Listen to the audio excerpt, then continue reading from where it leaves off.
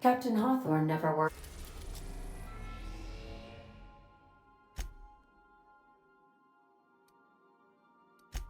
to support the board before.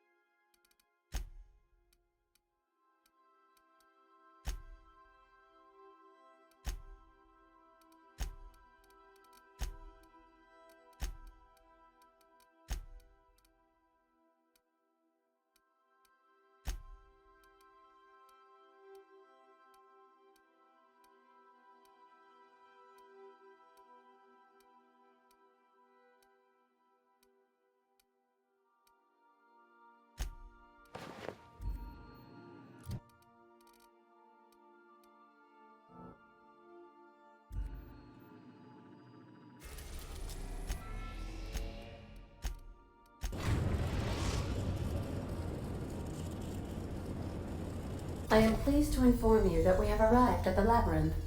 Please be advised that the punishment for trespassing is execution.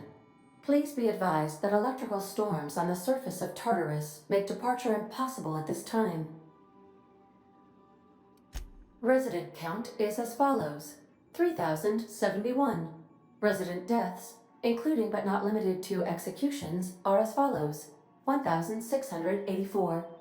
Resident escapes are as follows: 0. The interior can be chilly. Take a scarf with you, Captain. I would also ask that you leave your captain's ID with me, in the event that you do not return. I can make the assurance that I will not leave with another captain unless you do not return within 876,541,652 hours. Oh, speak of the devil. Captain, I am receiving a transmission from the prison's docking authority now. Attention, unauthorized spacecraft. This is a maximum security installation. Your presence here is an explicit violation of UDL corporate policy. You are hereby confined to your docking platform until a ticket detailing your crimes has been filed and notarized, at which point your vessel will be seized and you will be executed. I wager it'll take a bit longer than it takes you to lose your patience and storm out of your ship looking to get shot. To be honest, that'd make my job a lot easier. You come out, we shoot you full of holes, and then everyone goes about their day worry-free. Except you. You'll be dead. All right. I'm feeling generous. I'm transmitting the idea of a productive, law-abiding employee so you can see what one looks like before you die. Anyway, Tartarus Docking Authority signing up. Hang on. Another ship just pulled into your dock. Wait, is that from the groundbreaker?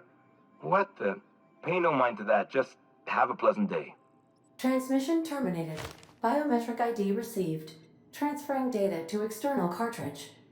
How can I be of assistance? See you soon, Captain.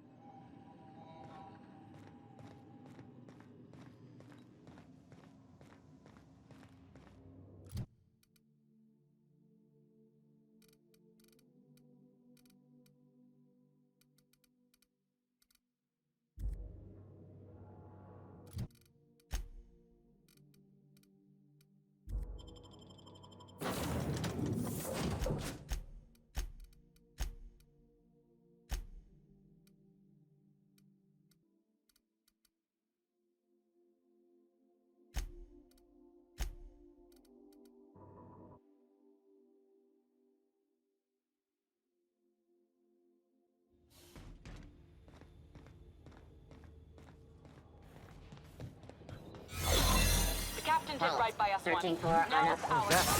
The board will never own Groundbreaker. Not while I breathe. Push on, Mardat.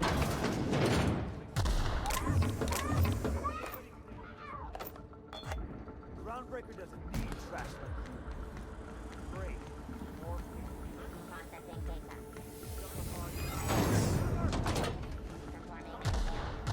They call this place the Labyrinth. Perhaps we should all meditate on that as we make our descent. Area sanitization assessment. The labyrinth on Tartarus. Task classification. Easy peasy.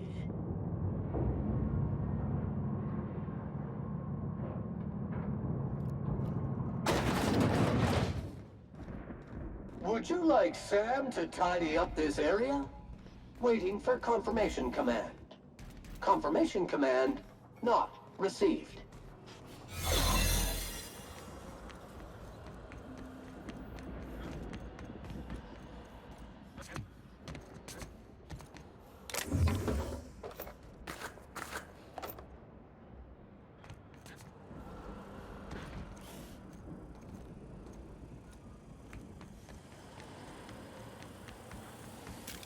Keep your shoulders up.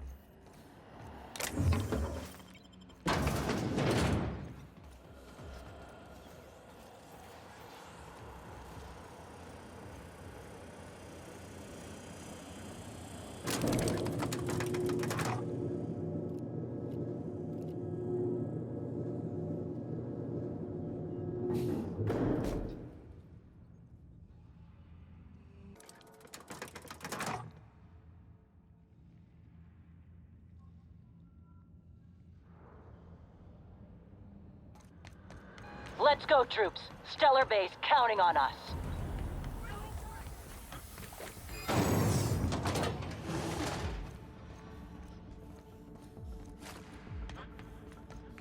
Are you new here? I didn't think we were hiring more staff. Oh, no. Don't tell anyone, please. Whew.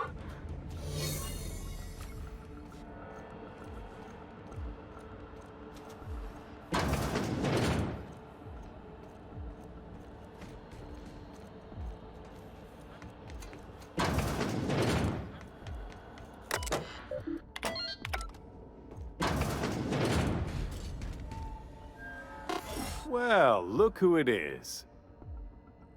I'll be damned. I was prepping the studio for our announcement, and here you are as a bonus.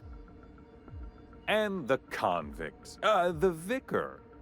You know, most people, once they're out of prison, don't seem keen on returning. Oh, I would go anywhere to see you fall, sir. And... oh, I had heard you were dragging around a repurposed janitorial mechanical? My staff jokes that it's because you're a walking pile of refuse. Interactive database updated. The unique organic substance labeled Chairman has been classified as filth, imminent for incineration. When you go off and get yourself shot, try to avoid taking one to the face. I'll want it recognizable to show to my citizens. My word! You've correctly identified the most recognizable man in the colony. Remarkable. It's a wonder what Phineas saw in you. Then again, he's an insane person. Thankfully, he's our insane person now. A proper company man. Yes, he is an extraordinarily obstinate fellow, isn't he? Fine, he isn't working for us per se. Semantics, he'll come around. But that's between us. As far as my adoring citizens will know, we've turned a dangerous crackpot into a working-class man. It's a miracle.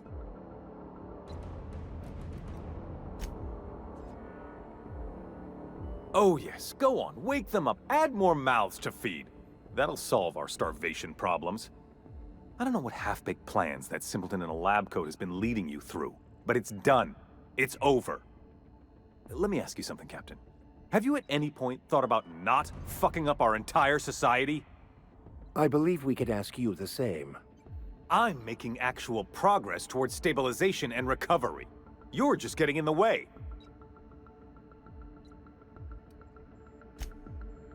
Oh, right. This coming from the psychopathic outlaw. Yes, I'll try to be more open-minded about your path of wanton descent.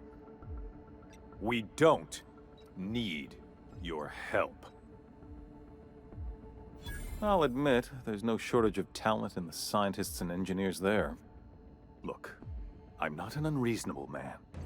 If you manage to storm the castle, as it were, and make it out of here with Phineas alive, I can't exactly afford more havoc than you've already caused.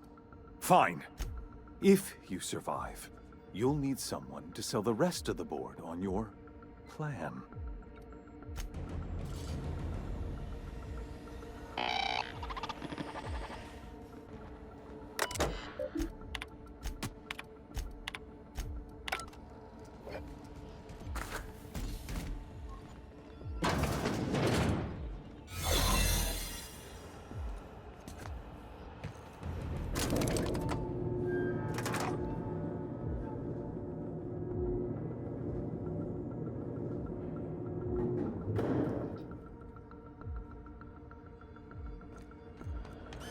All right, MSI. I'm not one for rousing speeches, but the captain needs our help. So, get in there and fight! What the fuss is about a blasted lab coat? The fugitive's a fugitive. Let it go.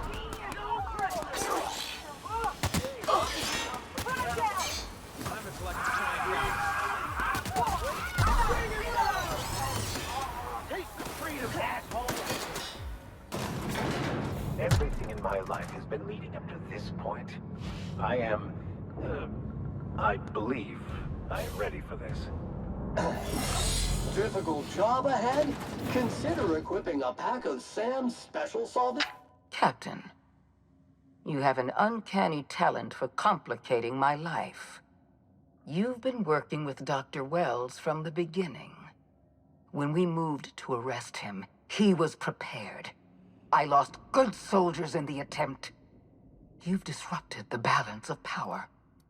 You've upset the natural order of things. You've introduced uncertainty, and there is nothing I despise more than uncertainty. Do you imagine you're leading some grand revolutionary army? The iconoclasts and MSI have put aside their differences and attacked the prison together. I never imagined such a thing would be possible. But here we are. You're nothing but a rabble-rouser. I'm going to put an end to your little rebellion, and then I'm going to have you and your associates arrested. You make a nuanced and compelling argument. Here's my rebuttal. No. Dr. Wells is being held in my custody. His cooperation will prove invaluable, even if I have to beat it out of him. All that's left to do is put down this riot, arrest you, and then get on with the bloody business of saving this colony. Fair enough. I'm giving you exactly one chance to parley with me. Interesting that you think I'm going to die here. I believe I'm more than capable of taking you on. Fair point. I don't know how you've managed to defy the odds. By every reasonable estimate, you should be dead. Yet here you stand. I've devoted my entire life to protecting Halcyon. I'm not afraid to die in the line of duty. There isn't much of a board left, thanks to you. You've thrown this system into disarray. Cleaning up your mess will be the work of a lifetime. You were always an unknown variable. I tried to recruit you, but you threw your lot in with that madman, Phineas Wells. I'm aware of Dr. Wells' plan. Revive some brilliant scientists and engineers from the Hope and work with them to save the colony. He's already revived you, after all. 50 or 60 years ago, I might have agreed with you, but we've passed the point of no return. The best scientists in Halcyon can't save us now. I appreciate your confidence, Captain, but so long as you're allied with Dr. Wells, we can never work together. I haven't given up on the program yet. You've caused some complications, but I can improvise. I can fix this. I haven't lost control of the labyrinth yet. Our security system is still operational. I can still put a stop to you. When you put it that way, no. Not in the least. Damn it all. Very well. You win. I'm familiar enough with your methods to realize my chances of survival are low. Congratulations, Captain. You've outplayed me. I accept your terms and will return Dr. Wells to your care. I just hope you've made the right decision. The fate of the colony is in your hands now. I bid you farewell, Captain.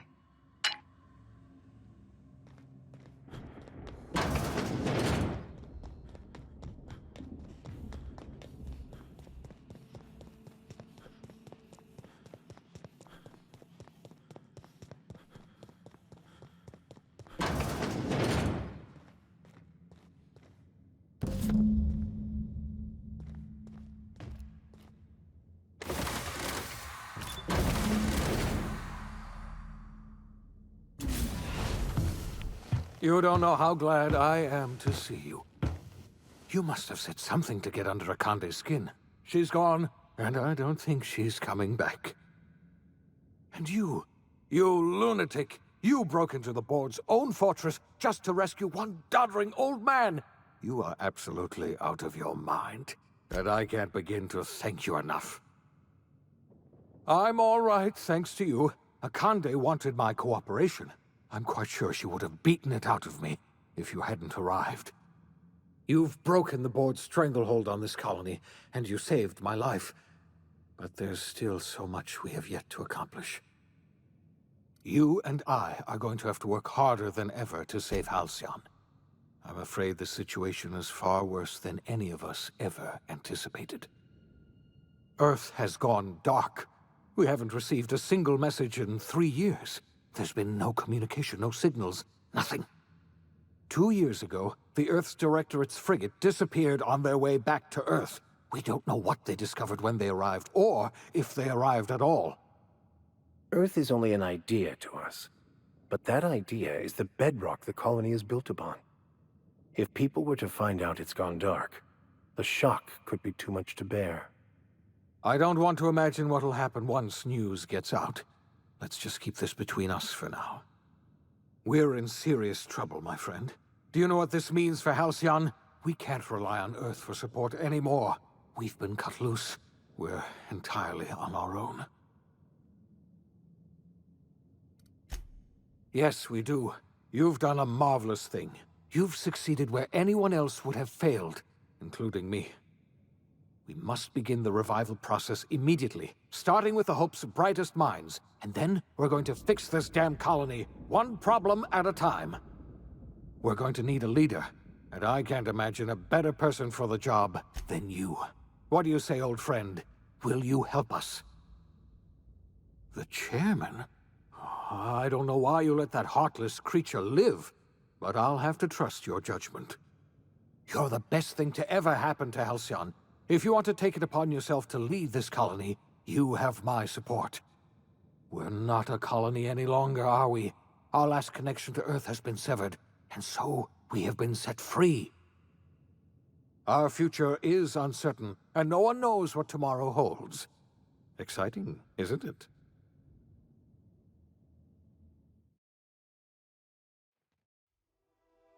The OSI teaches that everything in the universe happens according to the grand plan. But the stranger that arrived in Halcyon was an unplanned variable. From the moment he landed in Emerald Vale, his actions altered the course of history. The events on Tartarus brought about the end of the board's authority. But the board's mistakes would haunt the colony for decades to come. The damage they left behind would require the work of a generation to repair. Dr. Phineas Wells began reviving a handful of the Hope's colonists. Engineers, scientists, technicians, and intellectuals. They were among the brightest minds the Earth had ever sent out into the stars. The Hope scientists and engineers woke up in a colony descending headlong into total collapse. With no way to return to Earth, they had no choice but to band together and devote themselves to the cause of saving Halcyon. The people of Halcyon were nothing if not hardy. In the absence of the board's authority, many of the colony's settlements banded together with a single purpose in mind: survival. Life was especially hard in the years to come. Some towns dissolved by attrition and starvation, but most of them found a way to carry on. In the years to come, Halcyon was forced to reckon with its newfound freedom. The board was gone, and for better or worse, the colony was responsible for its own destiny. Between MSI's worker-centric policies and the iconoclast's manpower, Sanjar and Zora were able to rally many of the Terra 2 townships to their cause. MSI's workforce swelled, and the iconoclasts enjoyed a significant surge in their ranks. The board was too distracted by infighting and internal politics to stop MSI from becoming a powerful corporation and a refuge for townships that might have fallen through the cracks. Consumed by paranoia, Lilia Hagen took Sublight Salvage in a controversial direction, openly accusing board officials of an extraterrestrial conspiracy. One day, an accident at the Groundbreaker's docking bay silenced her forever. Time would tell if her replacement could keep the Sublight family together. Adelaide McDevitt replaced Reed Thompson as the leader of Edgewater. She and her followers transformed Edgewater in their image. Anyone loyal to Reed was pressured into leaving town, and those who stayed behind adapted to her way of life. Adelaide transformed the old cannery into a new garden. The nearby Edgewater Cemetery provided a convenient source of fertilizer. As for Reed Thompson, it was said that he lasted exactly 2 days outside the walls of Edgewater. Years later, a marauder was found in possession of his hat. Under the leadership of Junlei Tennyson, the Groundbreaker held firm against corporate influence. The ship's mechanical stability gave Junlei the time to educate a promising generation of engineers schooled in her family's traditions. The future of the Groundbreaker looks promising. The rediscovery of the Hope and the abandonment of the lifetime employment program forced Byzantium to come to terms with some uncomfortable realities about the state of Halcyon. While Byzantines were reluctant to surrender the luxuries they'd grown accustomed to, the board's diminished authority gave them little choice in the matter. Nearly everyone had to learn to make do with less. Some even had to get jobs. It was a dark time indeed. Your influence shifted Ellie's perspective. She finally admitted, albeit grudgingly, that she just might need other people. Sometimes. With a steady income from the life insurance payouts, she was finally able to afford a ship of her own. She hired a small crew and flew supply missions to communities on the fringe. Some of them were even legal. Life in Halcyon was sobering for Felix Millstone. The grand revolution he dreamed of never came. There was no great awakening for the colony, no celebrations in the streets. There was only the hard, desperate work of trying to repair a broken colony. Felix never had a head for numbers, but if there was labor to be done, he was there to help. Eventually, Felix realized that the work of a revolution was done with two hands. As much as he enjoyed his adventures aboard the Unreliable, the vicar, known as Max, eventually decided that it was time to move on, to live out the life he had sought so long to create. He knew there were many in the colony who carried burdens much worse than the ones he had struggled with, and he devoted himself to easing their suffering wherever he could. He only ever took up arms again to defend the defenseless. Unshackled from a lifetime of striving and fighting the universe and himself, Vicar Maximilian de Soto was finally at peace. Once the matter with the Hope colonists was resolved, Junlei bashfully asked Parvati if she'd like to join her permanently on the Groundbreaker, and Parvati enthusiastically, if somewhat awkwardly, agreed. The stories of her adventures spread across the colony, and Parvati soon found herself the center of attention. Having served as the engineer of a renowned spacecraft, tramp freighters and wildcat miners sought her out by name, and in no time, she was a fixture in the Groundbreaker's mechanical ecosystem. She and Junlei were never far apart. Nyoka returned to Monarch to take another crack at making a permanent life for herself. She formed the Charon Group, a mercenary outfit of ragtag survivalists and wilderness experts. Anyone in need of a guide, or just looking to throw back a beer and swap stories, could find her camping on the trail or clearing an infestation. The SAM unit that accompanied you spread awareness of the product line's superior sanitation and maintenance capabilities across what was left of the colony. This led to a boost in SAM unit sales. Did you know that SAM units are the longest-lasting, toughest-acting cleaning solution in Halcyon? Minister Clark was released from house arrest, and his contact with you gave him a sense of renewed purpose and vigor. Once it became clear that no help would be coming from Earth, he threw his considerable efforts and talents into helping Halcyon manage the crisis before it. It was widely suspected that Sophia Akande was the true power behind Chairman Rockwell. However, after the riots on Tartarus, she was never again seen in the colony. Various theories circulated as to her fate. Some believed she boarded an interstellar ship capable of journeying to a distant colony. Others believed she died trying to escape Tartarus. Some few suggest she fled to Monarch, where she continued to live among a small band of loyalists. There is another theory, which suggests that Sophia's encounter with you changed her, and she deliberately retreated from public view, but continued supporting the colony in secret. When Dr. Wells began reviving the Hope's colonists, he found himself with a sudden windfall of additional supplies and resources, courtesy of an anonymous donor. If Wells knew who his supplier was, he never told a soul. Chairman Rockwell served as the public face for the changes in Halcyon to come. Whenever you needed strings pulled or a voice to sell a policy change, Rockwell was only too happy to oblige. As for Dr. Phineas Wells, he spent his remaining years in his orbital lab. He eventually came to terms with his own past and was able to forgive the mistakes of his younger self by devoting his remaining years to serving the colony. Dr. Wells was able to revive many more scientists and engineers than he first expected, thanks to the additional batch of chemicals you stole from the Ministry.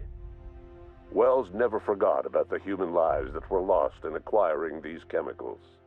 In the end, Dr. Wells was able to save every scientist and engineer aboard the Hope.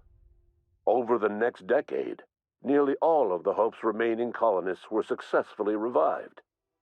Halcyon saw a period of rapid technological and scientific advancement.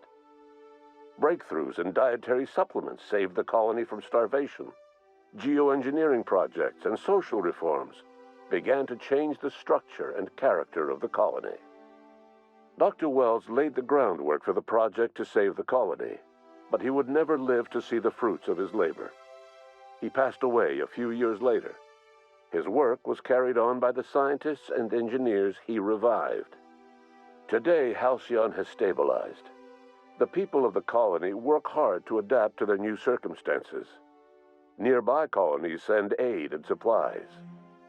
Life will never be easy in Halcyon, but for the first time in its history, there exists a sense of real, genuine hope about the future. And what about you, the unplanned variable in the history of Halcyon? You brought an end to the chaos on Tartarus and made Chairman Rockwell your own puppet, a role he was all too eager to play. The colony never realized you were the true power behind the new administration. By acting vicariously through agents and third parties, you controlled Halcyon from the shadows. As a result, Halcyon survived the turbulent years that were to follow. No one knows what's happened to Earth, and no one knows what the future has in store for Halcyon. All we know for certain is this: the name of the Unreliable and that of its intrepid captain will remain the subject of countless stories for years to come.